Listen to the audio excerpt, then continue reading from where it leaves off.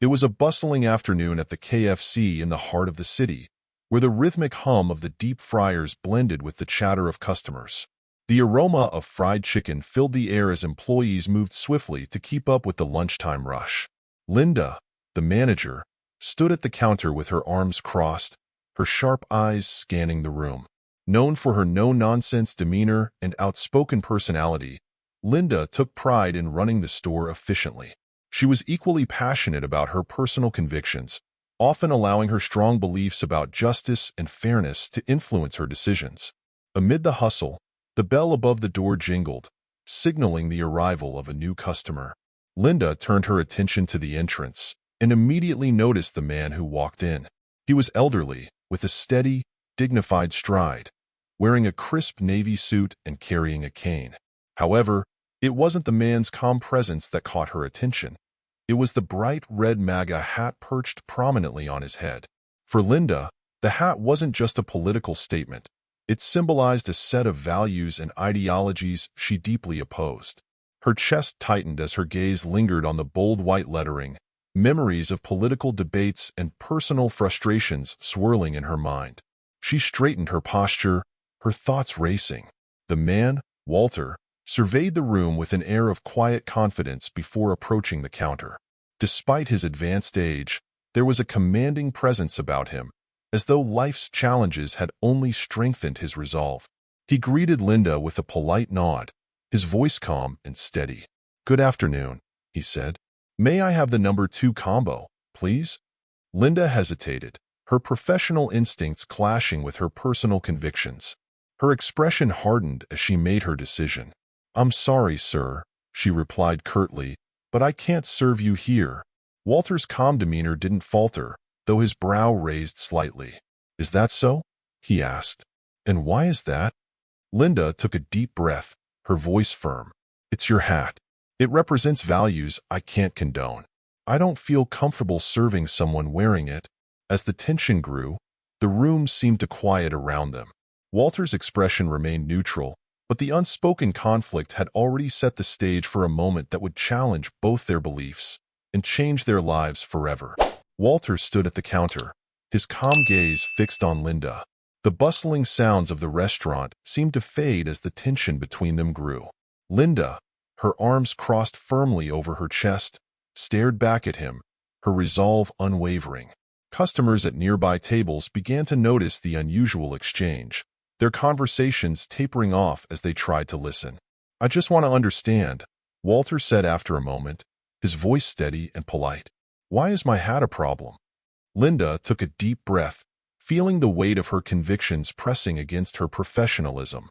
"I know what that hat stands for," she said, her tone sharp.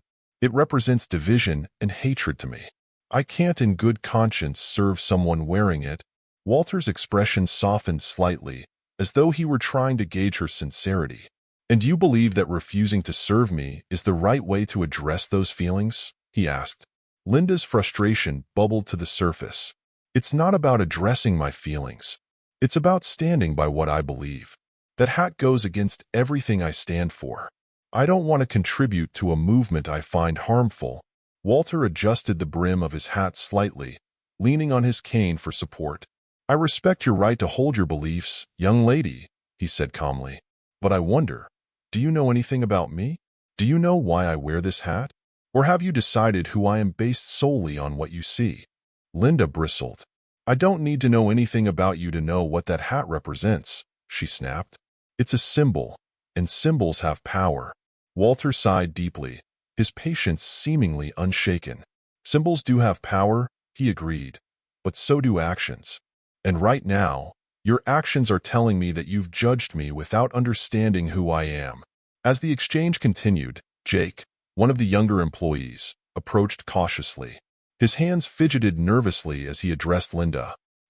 Linda, maybe we should just take his order and let it go? I mean, it's busy, and people are starting to notice." Linda turned to Jake, her expression firm. "No, Jake. I've made my decision." She gestured toward Walter. "He can take his business elsewhere if he wants to wear that hat." Jake glanced at Walter, his unease clear. Walter, however, smiled faintly and nodded at the young employee. Thank you, son, but it's all right. I won't cause any trouble. The quiet dignity in Walter's tone only seemed to irritate Linda further. She felt the judgmental stares of nearby customers on her, and it fueled her resolve. She wasn't going to back down. Not now, not ever. At this moment, Patricia, the franchise owner, entered the restaurant. She often visited unannounced to check on operations, and her sharp eyes quickly caught the unusual scene at the counter. Curious, she stepped closer to assess the situation. Linda, Patricia called, her voice carrying a tone of authority. What's going on here?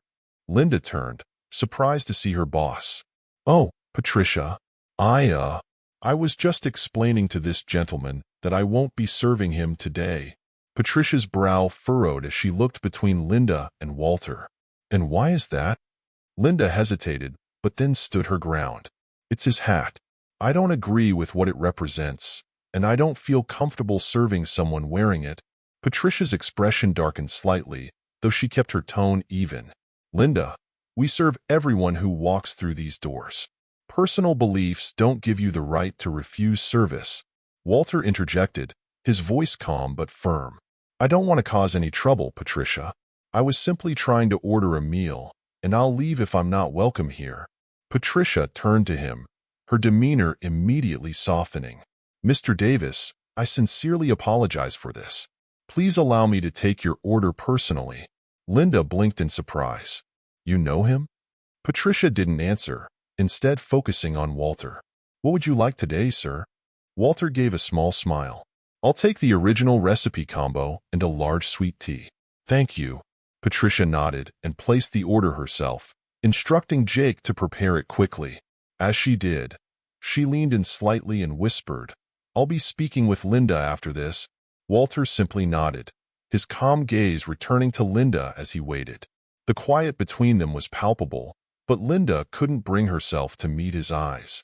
She felt the judgment of her colleagues and customers bearing down on her, but her stubborn pride kept her from backing down. When the order was ready, Patricia personally handed the bag to Walter.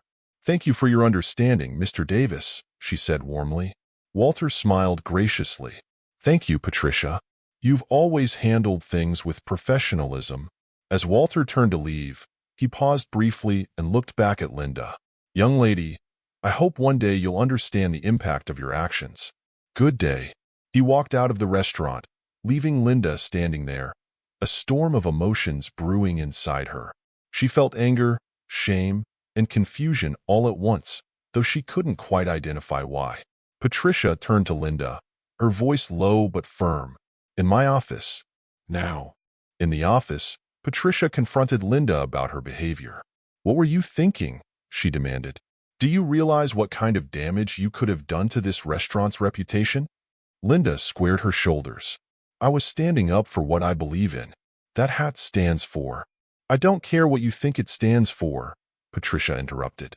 What matters is how you treat people who walk through these doors. This is a business, not a platform for your personal beliefs.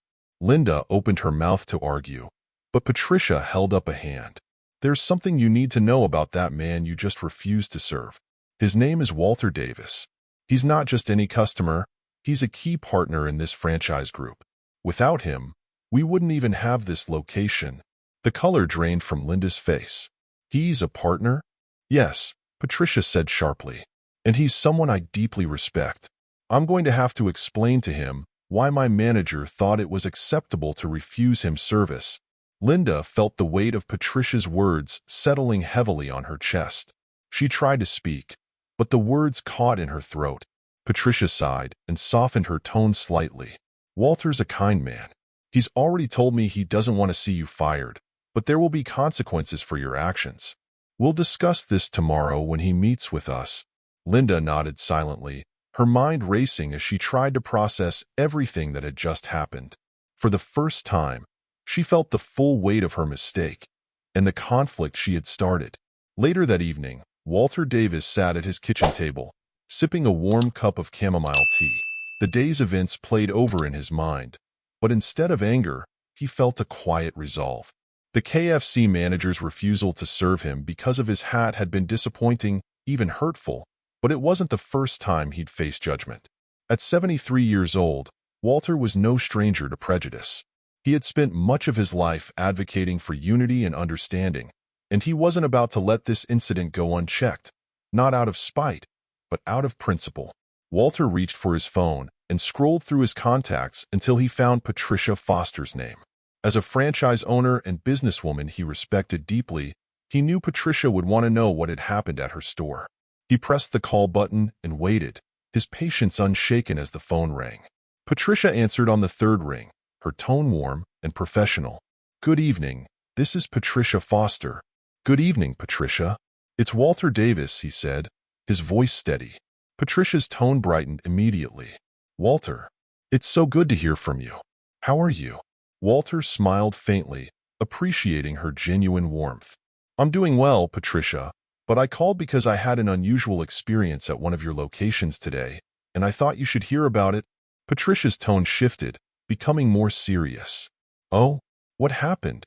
Walter described the encounter at the KFC earlier that afternoon, recounting how Linda had refused to serve him because of his Maga hat. He spoke calmly, careful not to exaggerate or vilify her, but made it clear how troubling the situation had been. "I understand that people have strong feelings about politics these days," Walter said, "and I respect that. But when personal beliefs interfere with professional duties, especially in a business like this, it sets a dangerous precedent." Patricia listened intently, her silence filled with understanding. When he finished, she sighed deeply. "Walter, I am so sorry this happened to you. That behavior is absolutely unacceptable. Please know that this is not reflective of how we run our stores." Walter nodded, though she couldn't see him. "I appreciate that, Patricia. I wanted to bring it to your attention because I believe this is a teachable moment. I don't want anyone else to experience what I did." Patricia's voice softened. "You've always been a fair and patient man, Walter, and I truly value that. Rest assured, I'll address this immediately. I'll speak with Linda first thing tomorrow and ensure she understands the gravity of her actions." Walter hesitated, then added, "There's something else you should know. I didn't reveal this at the time, but I'm one of the key partners in this franchise group. I've supported this business for years because I believe in its values, and it's disappointing to see an incident like this happen under our banner." Patricia's breath caught audibly. "You're kidding. Walter, I had no idea you were involved in this directly. I'm so sorry." "There's no need to apologize further," Walter assured her, his tone kind but firm. "You've always run your businesses with integrity, Patricia. That's why I felt it was important to speak with you about this." Patricia composed herself quickly, her voice regaining its confident tone. "Thank you for bringing this to my attention. I'll schedule a meeting with Linda tomorrow, and I'd like to invite you to join us, if you're comfortable with that." Walter smiled faintly. "I'd be happy to. I believe in second chances, Patricia. If this can be a learning experience for her, then it will be worth the trouble." "Thank you, Walter," Patricia said sincerely. "I'll handle everything and make sure the meeting is productive." They exchanged goodbyes, and Walter ended the call, setting his phone down on the table. He felt a sense of peace, knowing he had approached the situation calmly and constructively. For him, it wasn't about retaliation. It was about fostering growth and understanding, even in moments of conflict. The next morning, Patricia arrived early at the KFC location and called Linda into her office. Linda, sensing that the incident from the previous day was the reason, walked in with a defensive posture. She crossed her arms, ready to explain herself. "Linda," Patricia began, her voice measured but firm, "I need to discuss what happened yesterday with Mr. Davis." Linda's expression hardened. "If this is about that hat, I already explained." Patricia held up a hand, cutting her off. "This isn't about your beliefs, Linda. It's about your behavior. Refusing service to a customer based on their appearance, political affiliation, or anything else that doesn't violate our policies is unacceptable. That's not how we operate." Linda's cheeks flushed, but she held her ground. "I was standing up for what I believe in." Patricia leaned forward, her tone sharpening. "This isn't about you, Linda. It's about the customers who come through these doors and expect to be treated with respect, no matter who they are. You let your personal feelings interfere with your professional responsibilities, and it's caused serious issues." Linda's posture faltered slightly, but her voice remained defiant. I didn't know he was anyone important. Patricia's eyes narrowed. It doesn't matter who he is. But since you bring it up, let me enlighten you. Walter Davis isn't just any customer. He's one of the key partners in this franchise group. He's supported this business for years and played a major role in its success. Linda's face turned pale, her arms dropping to her sides. He's a partner? Yes, Patricia said firmly. And he's agreed to meet with us later today to discuss what happened. I suggest you prepare yourself because this isn't something we can sweep under the rug. Linda nodded silently, the weight of the situation finally settling on her shoulders. For the first time, she began to realize the gravity of her actions and the impact they had on more than just herself. The following morning, Linda walked into the KFC with a mix of apprehension and defiance. Patricia had summoned her to the office, and while Linda suspected it was about the previous day's incident, she still felt justified in her actions. She had stood up for her beliefs, hadn't she? Surely that mattered. But as she entered Patricia's office, the stern expression on her boss's face sent a chill down her spine. Have a seat, Patricia said curtly, motioning to the chair across from her desk. Linda hesitated for a moment before sitting, her posture defensive. Patricia began without preamble. Linda, I need to talk to you about your behavior yesterday. I've spoken with Mr. Davis. Linda crossed her arms, her tone sharp. If this is about me refusing to serve him, I already explained my reasons. That hat stands for things I can't support, and I didn't feel comfortable serving him. I was standing up for my values.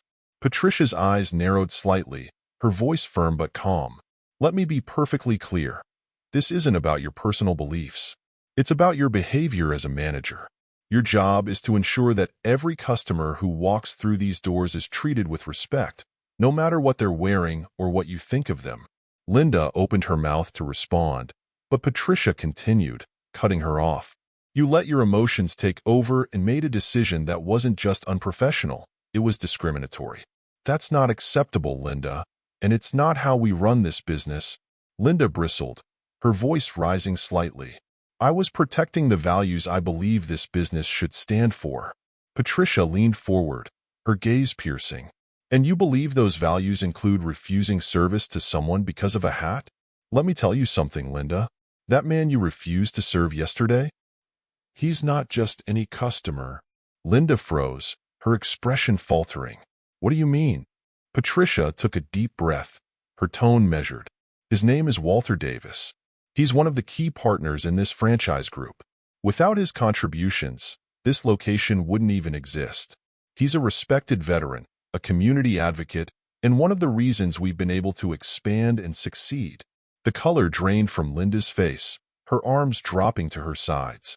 He's a partner? Yes, Patricia said sharply. And you judged him based on nothing more than his hat. Do you understand now why this is such a serious issue? Linda sat in stunned silence, the weight of her mistake crashing down on her. For the first time, she realized the full gravity of her actions, not just the harm she had caused to Walter, but the damage she had risked doing to the business and herself. She had let her assumptions cloud her judgment, and now, the consequences were unavoidable. The air in the office was thick with tension when Walter arrived later that afternoon. Patricia greeted him warmly, leading him toward the meeting room where Linda was waiting. Walter walked with a steady grace, his cane tapping lightly on the tiled floor. Despite the calm expression on his face, there was a quiet authority in his demeanor that made Linda's heart race. She sat stiffly at the table, her hands folded tightly in her lap, her confidence from the previous day long gone. Patricia gestured for Walter to take a seat at the head of the table, while she settled into a chair nearby. Linda avoided eye contact, staring down at the polished surface of the table as the seconds dragged on. Good afternoon, Ms. Linda, Walter began, his tone calm but firm. Thank you for agreeing to meet with me. Linda's voice was barely audible. Good afternoon, Mr. Davis. Walter leaned back in his chair, folding his hands in front of him. I wanted to meet with you face to face to discuss what happened yesterday. I believe in addressing matters directly, especially when it comes to something as important as this. Linda nodded faintly, still unable to meet his gaze. Patricia broke the silence. Linda, this is your chance to explain your actions. I expect you to be honest and respectful. Taking a deep breath, Linda finally looked up. Mr. Davis, I want to start by saying that I didn't mean to offend you personally. When I saw your hat, I reacted emotionally. It represents things I don't agree with, and I let that cloud my judgment. I'm sorry for how I handled the situation. Walter studied her for a moment, his expression thoughtful. I appreciate your apology, Linda, but I'd like to ask you something. What do you think the hat represents? Linda hesitated, her words careful. I see it as a symbol of division and policies that harm people.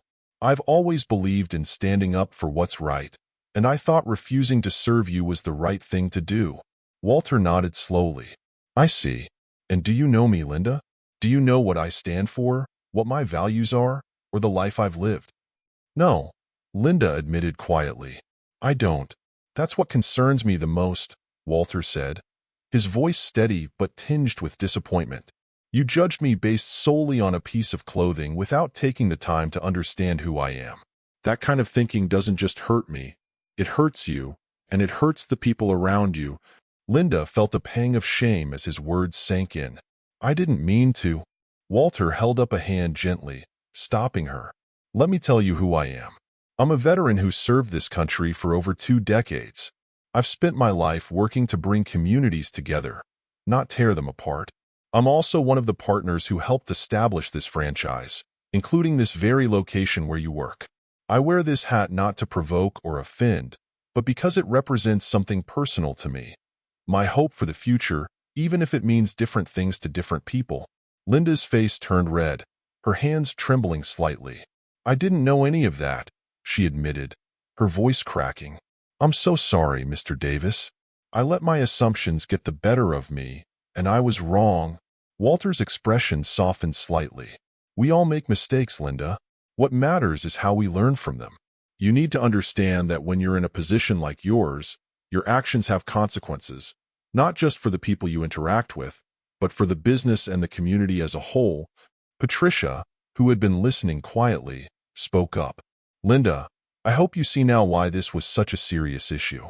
We're not here to judge people. We're here to serve them. That's the heart of what we do. Linda nodded vigorously, tears welling in her eyes. I understand. I do. I know I let everyone down, and I'll do whatever it takes to make this right. Walter took a deep breath, his tone firm but kind. I've decided not to pursue any further action against you, Linda. However, I believe there should still be consequences so this can be a learning experience. Effective immediately, you'll be on a 2-week unpaid suspension. Use that time to reflect on what happened and how you can approach situations like this differently in the future. Linda's eyes widened, her voice shaking. A suspension? Yes, Walter said gently. This isn't about punishment, it's about growth. I want you to take this time to think about how your actions affect others and how you can bring more empathy into your work. Everyone deserves a second chance, Linda, but it's up to you to make the most of it. Patricia nodded in agreement. This is an opportunity for you to show us that you can learn and grow, Linda. I hope you take it seriously. Linda wiped at her eyes and nodded. I will. I promise. Thank you for giving me another chance. Walter stood, offering her a faint smile. Everyone makes mistakes, Linda. What defines us is how we move forward. As he left the room, Linda felt a mix of shame, gratitude, and determination. She knew she had been given an opportunity to turn things around, and she vowed to use the time to reflect on her actions and come back stronger. It was a moment she would never forget, a confrontation that challenged her beliefs and pushed her toward personal growth. The first days of Linda's suspension were marked by a swirl of emotions, anger, shame, and regret all battled within her. She had always prided herself on standing up for her values, yet now she felt those very principles had led her astray. Sitting in her small apartment with a cup of coffee growing cold in her hands, she replayed the encounter with Walter over and over. His calm demeanor, his firm yet kind words, and the revelation of his identity haunted her. Why did I let my emotions take control? She muttered aloud. She felt embarrassed, not only for how she had treated Walter, but also for how poorly she had represented herself as a professional. Linda's job as a manager had always been a point of pride, but now she realized she had let her personal feelings overshadow her responsibilities. To seek clarity, Linda reached out to those close to her. Her best friend, Emma, offered immediate support, insisting that Linda had stood up for her beliefs. "You were just being true to yourself," Emma said. But her brother, a more level-headed and pragmatic voice in her life, didn't let her off the hook. "Linda, there's a difference between standing up for your beliefs and letting them cloud your judgment," he said. "Refusing someone's service isn't justice. It's just more division." Her mother, a retired teacher known for her wisdom, gave her the advice that struck deepest. "Linda, we can't always control what others wear or believe," her mother said gently, "but we can control how we respond. Sometimes, the best way to challenge someone's perspective is to lead with kindness, not confrontation." Reflecting on these words, Linda began to research Walter Davis. She learned he was a veteran, a community advocate, and one of the driving forces behind the success of the very franchise she worked for. Article after article described his work with struggling communities, his mentorship of young entrepreneurs, and his donations to local charities. The more she read, the more ashamed she felt of her snap judgment. "I thought I knew who he was based on one hat," she admitted to herself. "I didn't know anything." Determined to make things right, Linda wrote an apology letter to Walter. It was a difficult task, but with every word, she felt the weight of her regret transform into a renewed sense of purpose. In the letter, she admitted her mistake and expressed her commitment to becoming a more empathetic person and manager. The time away from work also allowed Linda to consider her professional role in a new light. She realized that managing a restaurant wasn't just about overseeing operations. It was about creating an environment where everyone felt respected and valued, no matter who they were. By the end of her suspension, Linda had undergone a significant transformation. Her conversations with friends and family, her research on Walter, and her time to reflect had reshaped her perspective. She was determined to return to her job not just as a better manager, but as a better person, ready to lead with empathy, professionalism, and respect. After 2 weeks of suspension, Linda returned to the KFC with a mix of nerves and determination. The familiar smell of fried chicken and the clatter of busy lunchtime orders greeted her, but this time, everything felt different. The weight of the past weeks pressed heavily on her shoulders as she walked through the doors, clutching the apology letter she had written to Walter. She was ready to face the consequences of her actions and prove that she had learned from the experience. Patricia was the first to greet her, offering a nod of acknowledgement. "Glad to see you back," Patricia said, her tone neutral but supportive. "Walter is here. He'd like to speak with you before you start your shift." Linda's stomach churned, but she nodded. "I'm ready." Walter was seated in a corner booth, quietly reviewing a few papers. As Linda approached, she noticed his calm and composed demeanor, the same one that had unsettled her during their initial confrontation. Taking a deep breath, she stopped at his table and spoke. "Mr. Davis, thank you for meeting with me." Walter looked up, his expression neutral but not unkind. "Good to see you again, Ms. Linda. Please, have a seat." Linda sat, her hands trembling slightly as she pulled out the letter she had written. "I wrote this for you," she said, sliding the envelope across the table. "It's my apology, but I also wanted to say it in person. I was wrong to judge you based on your hat, and I deeply regret how I treated you. I let my personal feelings cloud my judgment, and I realize now how unfair and unprofessional I was." Walter studied her for a moment, then nodded. "Thank you for taking responsibility," he said. "That's not an easy thing to do. The real question is, what have you learned?" Linda hesitated, then replied firmly. "I've learned that everyone deserves respect, no matter what they believe or wear. I want to do better, not just as a manager, but as a person." Walter smiled faintly. "Then you're on the right path. Welcome back, Ms. Linda." Linda's return to work marked the beginning of a new chapter, not only in her career but in her personal growth. Determined to prove herself, she dove back into her role with renewed vigor. Every interaction with customers and colleagues became an opportunity to embody the lessons she had learned during her suspension. She went out of her way to ensure every customer felt welcome, regardless of their appearance or beliefs, setting an example for her team. Her colleagues, initially skeptical about her return, began to notice the change. Linda approached her responsibilities with humility and professionalism, always prioritizing respect and empathy. When a nervous new hire struggled with a demanding customer, Linda stepped in with patience and understanding. "Treat everyone with kindness," she told the employee. "You never know their story, and they deserve the best we can offer." Walter, who visited the restaurant periodically, observed Linda's transformation with quiet satisfaction. She had become not just a better manager, but a leader who inspired her team. Her willingness to take responsibility for her actions and grow from them earned her back the trust of her colleagues and the respect of her customers. Over time, Linda's growth extended beyond the workplace. She began volunteering at community events, inspired by Walter's example of service and unity. Through her journey of reflection and reconciliation, Linda became a living testament to the power of humility, second chances, and the ability to change. Her transformation was a reminder to everyone around her that growth often comes from the hardest lessons. Linda's journey of growth and reflection came full circle as she settled into her renewed role at the KFC.